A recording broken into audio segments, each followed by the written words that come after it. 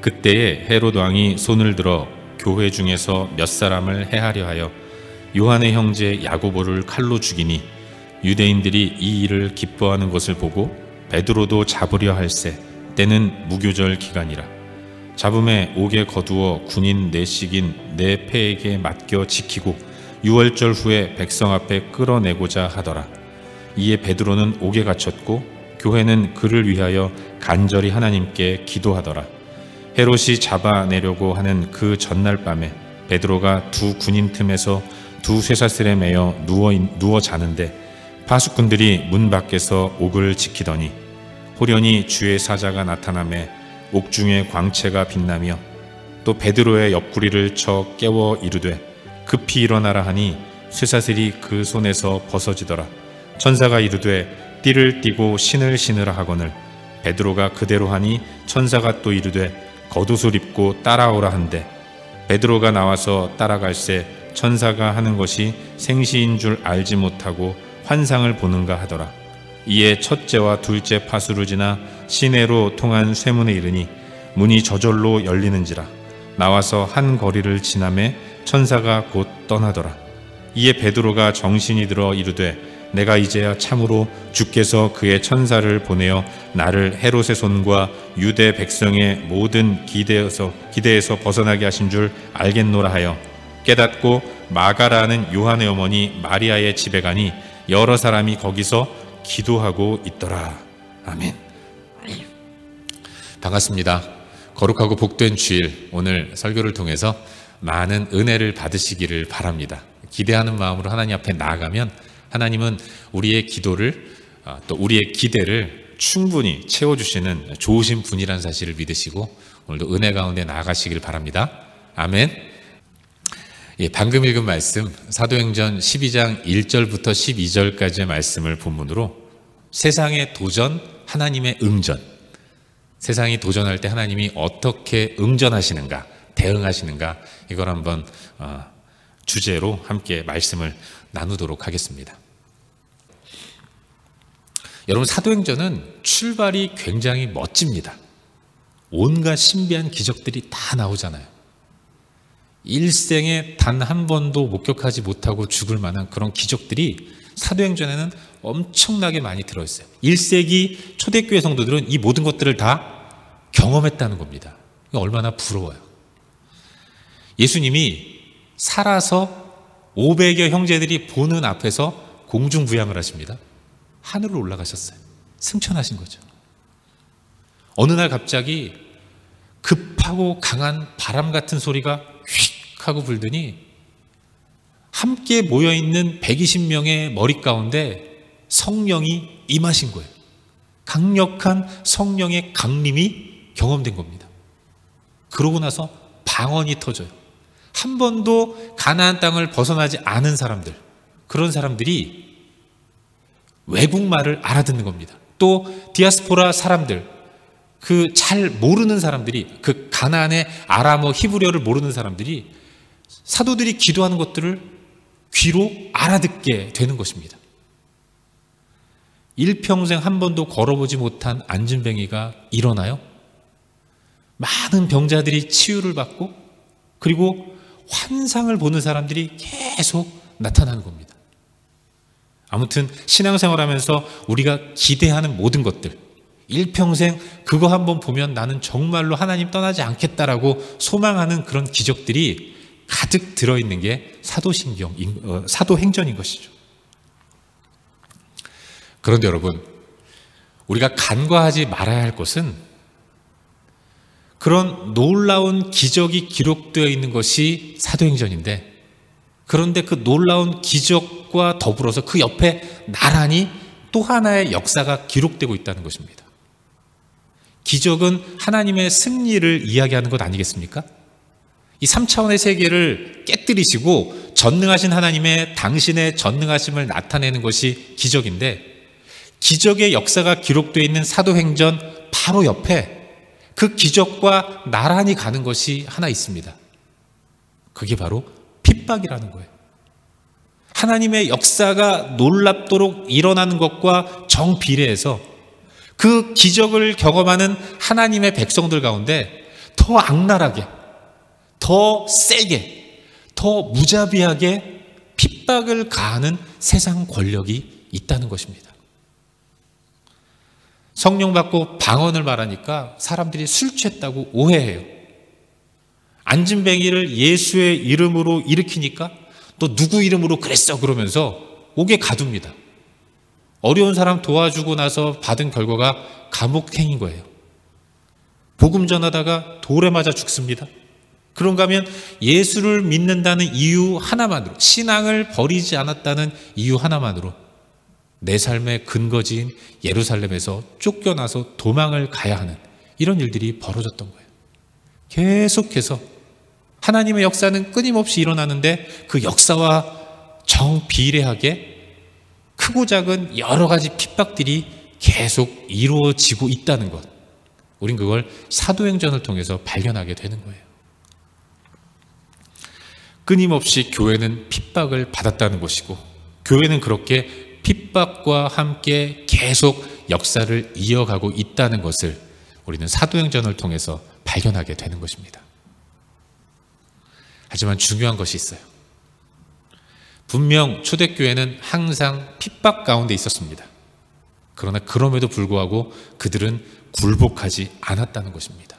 하나님의 교회의 성장과 성숙은 어떠한 핍박과 시련 가운데서도 계속해서 이루어졌다는 것입니다. 아니, 핍박이 강하면 심하면 심할수록 더 하나님의 위대한 역사는 더 올곧게 일어났다는 것입니다.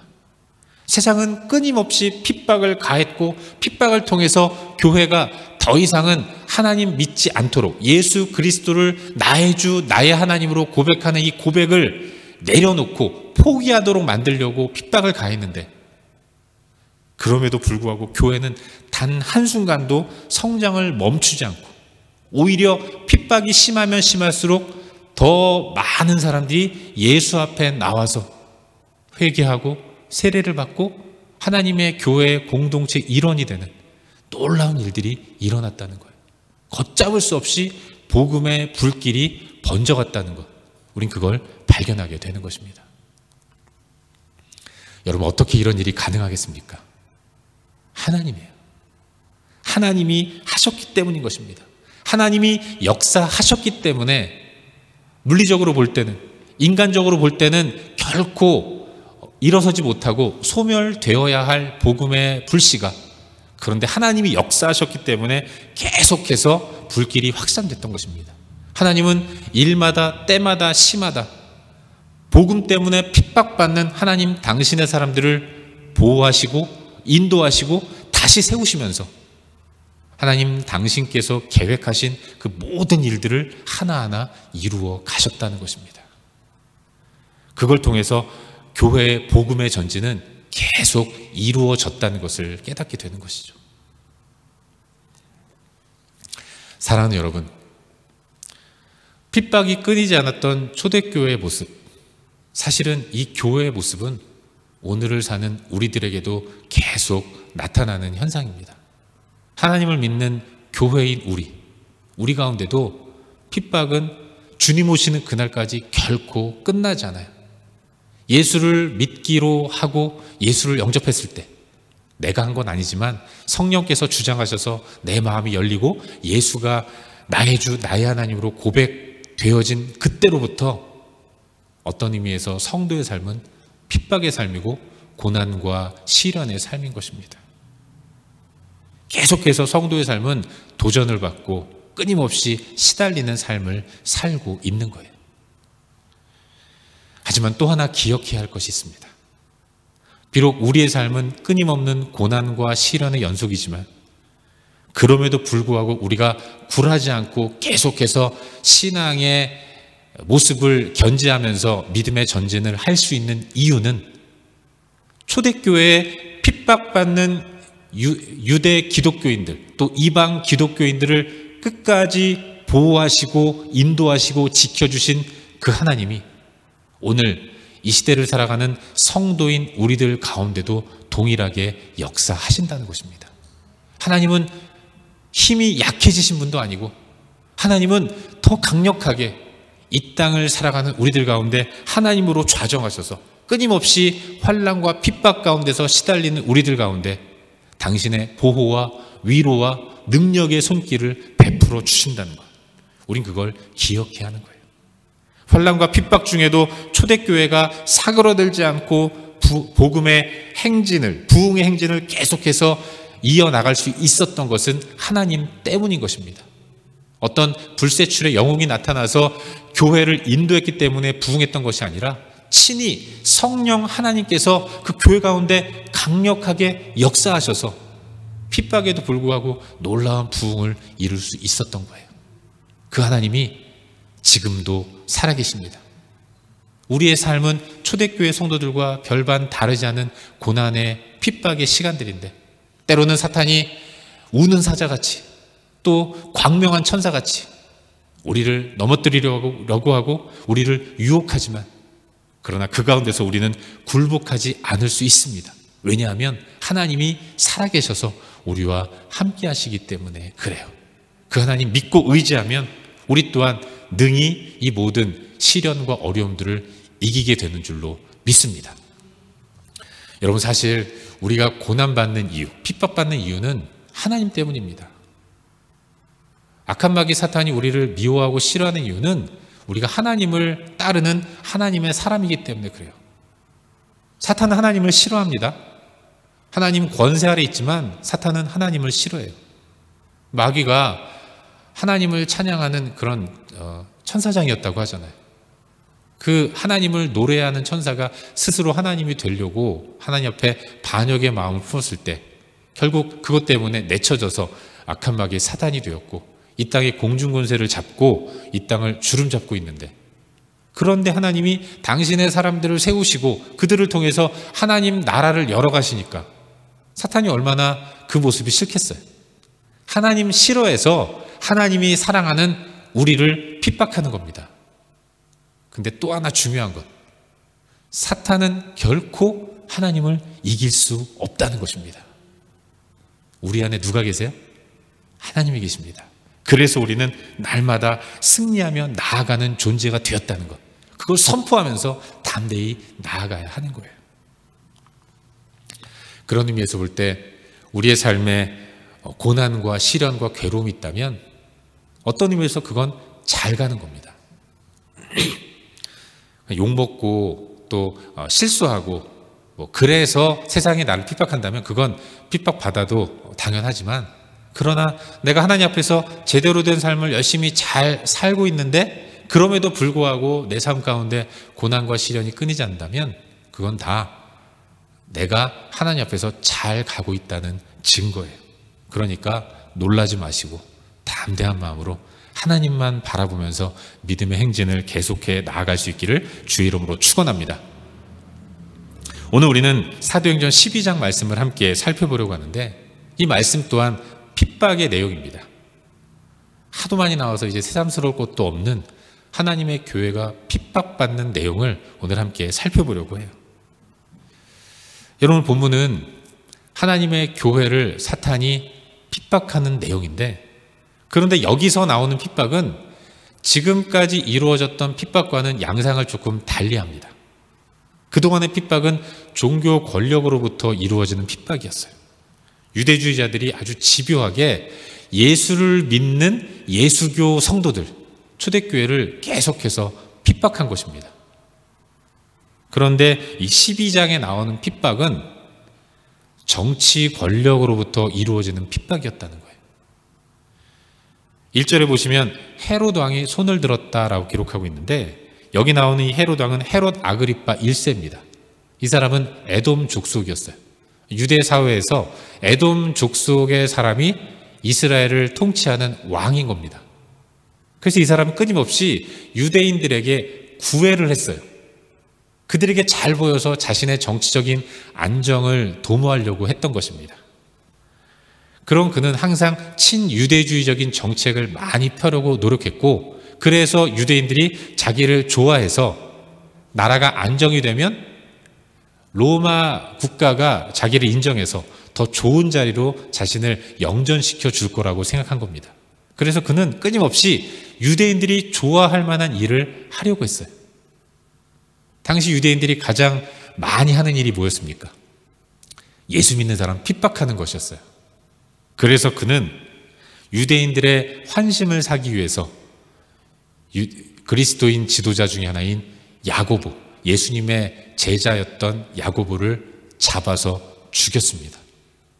그래서 이 야고보는 초대교회 첫 번째 순교자로 기록되었던 거예요. 그리고 이 일로 인해서 헤롯은 유대인들에게 환심을 샀고 더 커다란 지지를 얻기 위해서 유대인들이 좀 더 좋아할 일이 뭐가 있을까 고민하다가, 그래, 베드로가 있지, 저 베드로까지 죽이면 내가 얼마나 저 유대인들에게 큰 인기를 얻을 수 있을까, 그런 마음으로 베드로를 잡은 겁니다. 그리고 유월절 명절이 지나고 그를 죽이기 위해서 무교절 기간 동안에 감옥에 가두어 둔 거예요. 베드로는 그런 헤롯에 의해서 감옥에 갇히는 신세가 된 것입니다. 여러분, 사실 이번 핍박은 아주 심각한 겁니다. 정치 권력으로부터의 박해잖아요. 정치 권력과 종교 권력이 하나가 돼서 교회를 핍박하는 겁니다. 어디 하나 기댈 언덕이 없는 거예요. 정치적인 핍박이 있으면 종교적인 어떤 힘을 의지해서 기대서 어려움을 탈출할 수도 있고, 종교 권력의 핍박을 받으면 이 정치권에서 만들어 놓은 법 질서에 호소하면서 피해갈 수 있는 길도 있을 법한데, 두 세력이 똘똘 뭉쳐서 하나님의 교회를 핍박하고 있는 겁니다. 이 어려운 시간들을 교회는 보내고 있어요. 더욱이 초대교회 기둥 같은 사도였던 야고보가 죽었습니다. 이제 남은 베드로마저도 감옥에 갇혔어요. 이 절치절명의 위기 가운데서 초대교회 성도들은 그야말로 엄청난 충격을 받기에 충분했던 것입니다. 사랑하는 여러분, 헤롯이 야고보를 죽이고 베드로를 죽이기 위해서 옥에 가뒀어요. 이것은 하나님 나라에 대한 세상 권력의 도전이라고 말할 수 있습니다. 음부의 권세가 하나님의 나라를 기습 공격한 거예요. 그런데 그런 세상의 도전 앞에서 교회가 대응해야 하는 방법이 뭡니까?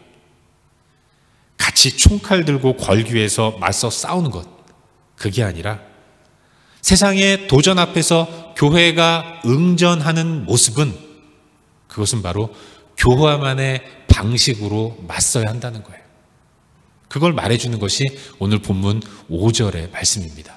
우리 다 같이 오늘 본문 가운데서 5절 말씀을 한 목소리로 함께 읽도록 하겠습니다. 본문 5절 말씀, 우리 함께 읽겠습니다. 시작. 이에 베드로는 옥에 갇혔고 교회는 그를 위하여 간절히 하나님께 기도하더라. 세상 권력이 교회를 공격하는데 그 공격을 받은 교회는 지금 무엇을 하고 있는가? 내 지도자가 감옥에 갇혔어요. 그러면 일반적으로 어떻게 해야 되겠습니까? 분연히 떨쳐 일어나 머리에 띠를 띠고, 또 무장은 할 수 없으니까 걸기에서 석방하라 석방하라, 저 광장에 나가가지고 소리소리 질러야 하지 않겠습니까? 그런데 교회는 어떻게 하고 있어요? 그를 위하여 간절히 하나님께 기도하더라. 그들은 기도하고 있는 것입니다. 마가의 어머니 마리아의 집에 모여서 이제 감옥에 갇힌 그 베드로, 감옥에 갇힌 베드로와 베드로가 지도했던 이 교회를 위해서 정말로 하나님이 역사하셔야 우리가 살 수 있을 것 같습니다. 하나님 도와주십시오. 교회가 함께 모여서 하나님 앞에 기도하고 있는 거예요. 세상에 핍박이라는 도전을 받는 교회의 반응은 기도였다는 것, 우린 그걸 발견하게 되는 것이죠. 사랑하는 여러분, 세상은 언제나 힘의 원리가 지배합니다. 강한 자, 부한 자, 악한 사람들이 자기가 가지고 있는 힘과 권세와 능력을 가지고 연약한 자들을 압제하면서 자신의 힘을 과시하는 가운데 행복을 누리며 살아가는 그런 모습을 보이고 있어요. 이런 공격 앞에서 우리의 일반적인 당연한 반응은 함께 똑같이 응전하는 것입니다. 더 힘을 키워가지고 똑같이 되갚아주는 것.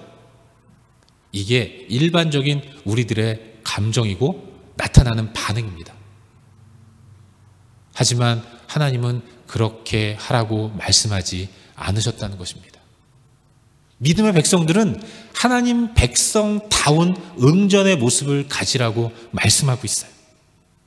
우리의 싸우는 무기는 육신에 속한 것이 아니요 오직 어떤 견고한 진도 무너뜨리는 하나님의 능력이라. 똑같이 대응하는 것이 아니라 전능하신 하나님을 믿고 의지하는 가운데 엎드려 기도하는 것입니다. 내 감정을 먼저 드러내는 것이 아니라 내 혈과 육을 가지고 싸우는 것이 아니라 다 하나님께 맡기고 하나님이 명령하신 대로 순종하며 나아가겠습니다 다짐하면서 먼저 무릎 꿇는 모습, 하나님이 주시기를 소망하면서 하나님께 맡기는 모습. 여러분, 그것이 핍박 앞에서 성도가 나타내 보여야 할 믿음의 모습이라는 사실을 우리는 기억해야 하는 거예요. 초대교회 성도들은 핍박 앞에서 기도의 자리를 선택했습니다. 그동안에 모인 유대교 크리스찬들이 많았기 때문에 어떤 의미에서는 이 불의하고 이 불합리한 이 헤롯의 이 정책 앞에서, 이 시도 앞에서 그들이 한번 쫙 모이면 꽤 될 수도 있습니다. 이게 힘을 받으면 숨어있는 크리스찬들이 다 함께 나올 수도 있어요. 새가 규합되어서 어떤 의미에서는 이 정권을 전복시킬 수도 있지 않았을까 하는 생각이 들어요. 그러나 교회는 자기 힘을 내려놓고 하나님의 힘을 의지하는 것을 선택합니다. 세상적으로 볼 때는 어리석죠. 유약해 보이고 저러라고 힘을 가졌나 라고 생각할 수 있습니다. 그러나 하나님의 교회는 다 내려놓고 하나님을 의지하는 자리로 나아가요. 그런데 그때부터 하나님의 역사가 시작된다는 것을 성경을 통해서 발견하게 되는 거죠. 여러분 6절 이하를 보십시오. 하나님이 어떻게 일하십니까? 베드로는 감옥에 갇혔어요. 하나님의 사람들은 모여서 기도합니다. 그런데 헤롯이 베드로를 죽이기 전날 밤에 하나님이 주의 천사를 보내셔서 베드로에게 보내십니다. 그리고 쇠사슬에 묶인 채로 자고 있던 베드로를 깨우세요. 쇠사슬을 벗겨주시고 띠를 띠고 신을 신겨서 첫째, 둘째 파수를 지나서 시내로 통하는 쇠문 앞으로 갑니다. 그 쇠문을 또 하나님이 쓱 열어주세요. 감옥문이 저절로 열리고 베드로는 열린 문으로 나아가서 그래서 자기를 위해 기도해주는 사랑하는 믿음의 동역자들, 초대교회 성도들이 모여있는 그 집으로 들어갔어요. 그리고 하나님이 감옥에서 이와 같이 역사하셨다는 사실을 이야기하는 가운데 은혜를 나누고 있는 것입니다. 12장의 베드로 탈옥 사건은 음부의 권세를 압도하는 하나님 나라의 위력을 보여주는 사건이라고 말할 수 있는데, 이걸 통해서 하나님은 강한 분이라는 것, 전능하셔서 전능하신 능력으로 이기게 하시고 승리하게 하시는 분이라는 것을 발견하게 되는 것이죠. 이 위대한 하나님의 능력을 언제 발휘하시는가? 성도들이 기도할 때, 다 맡기고 하나님을 온전히 의지함으로 나아갈 때, 하나님은 그때 당신의 위대한 역사를 이루시는 것입니다. 여러분, 베드로가 감옥에서 그냥 허리띠 풀고, 띠라는 건 허리띠인데 허리띠 풀고 신발 벗고 그냥 잤어요. 아이, 끝났다, 할 수 없구나, 이렇게 뭐 천국 가면 되지 뭐, 빨리 주님 보고 싶다, 이런 생각으로 다 포기했습니다. 하나님의 백성들은 한 곳에 모여서 하나님을 의지하면서 기도했어요. 할 수 없어서 기도한 겁니다. 인간의 모든 연약함들을 인정하는 가운데 다 내려놓았을 때, 그때 하나님은 놀랍도록 역사하신 거예요. 성도는 기도하고 하나님은 일하시고, 이와 같은 놀라운 공식이 이루어질 때 하나님 나라는 확장되고 하나님의 영광은 세상 가운데 온전히 드러난다는 사실, 우린 그걸 기억해야 하는 것입니다. 사랑하는 여러분, 우리가 사는 이 땅의 삶은 영적 전투의 현장입니다. 이 시대도 사탄은 끊임없이 우리를 핍박하면서 공격해요. 어려움과 시련 가운데서 우리 가운데 끊임없이 우리의 어리석음을 지적하려고 계속해서 우리를 공격합니다. 너 네가 믿는 하나님 지금 살아계셔? 너 그렇게 어려운데, 너 그렇게 연약한데 하나님이 지금 뒷짐지고 계신 거 아니냐. 하나님 믿지 말고 나처럼 살아야 돼. 끊임없이 하나님을 믿고 의지하는 우리를 조롱하면서 세상의 방식을 우리에게 강요합니다. 그런 공격 앞에서 믿음의 백성인 우리는 어떻게 살아야겠습니까? 기도해야 돼요. 기도로 하나님께 맡겨야 합니다. 뭘 하기 전에 하나님께 온전히 기도하고, 기도를 통해서 하나님이 명령하시고 말씀하시고 가르쳐 주시는 대로 순종하며 나아가는 삶, 청종하는 삶, 청하여 듣고 순종으로 나아가는 삶. 여러분, 이것이 세상의 도전에 대한 하나님의 응전의 모습이라는 사실, 우린 그걸 기억해야 하는 거예요. 우리가 할 일은 기도하는 겁니다. 기도를 통해 하나님께 맡기는 것. 하루에도 수십 번씩 변하는 나의 연약함을 인정하는 가운데 주님, 나를 불쌍히 여겨주시고 나를 도와주시옵소서. 이 가운데서 유혹에 빠지지 않고 하나님의 방법을 붙들고 나갈 수 있도록 도와주십시오. 이게 이 영적 전투에서 사용하도록 우리에게 허락하신 하나님의 무기라는 것. 기도가 하나님의 가장 강력한 무기라는 사실, 우린 그걸 기억해야 하는 거예요. 바라기는 기도가 하나님께서 허락하신 가장 강력한 무기라는 사실을 믿으시고, 이번 한 주간도 우리를 끊임없이 공략하던 사단의 세력 앞에서 기도로 반응하고, 기도로 승리하고, 기도할 때 하나님이 어떻게 역사하시는가를 목도하는 가운데 우리 가운데 충만한 기쁨이 넘쳐날 수 있기를 주의 이름으로 축원합니다.